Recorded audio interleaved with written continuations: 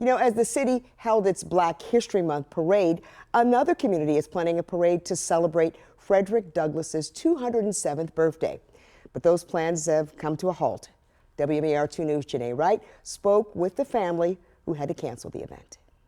Terrence Bailey, a fifth-generation descendant of Frederick Douglass, is speaking out after he had to cancel the second annual Frederick Douglass Parade.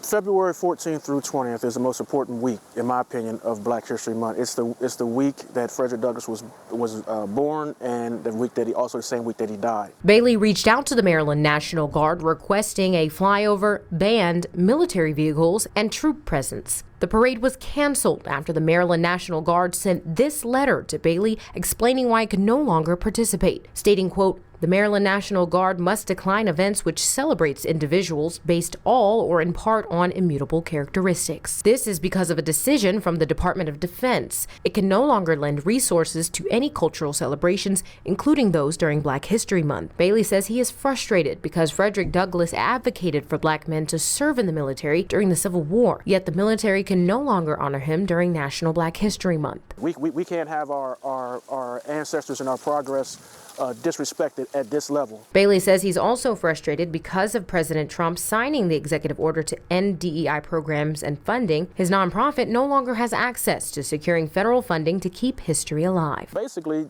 Frederick Douglass federal funds could not be used for Frederick Douglass Parade because he's Black. Without federal funding and the donations the organization was hoping to receive from the event, plans to build a cultural center may be in jeopardy. The goal for this was to fund the building of African American Cultural Center and the Frederick Douglass Society on African American Affairs, History, and Culture. He also says he wishes more Black people and organizations throughout the state would come together and support nonprofits like his family's. The truth of the matter is, to put it blunt, we get more support from white guilt than we do so-called Black community builders.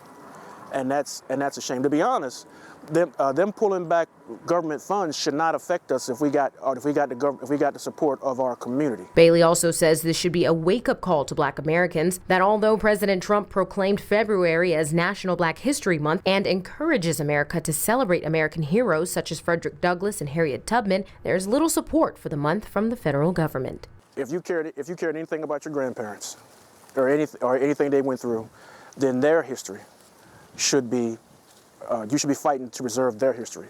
Although the parade has been canceled, the performance at the Avalon Theater and the VIP dinner are still happening on Saturday. In Easton, Janae Wright, WMAR 2 News.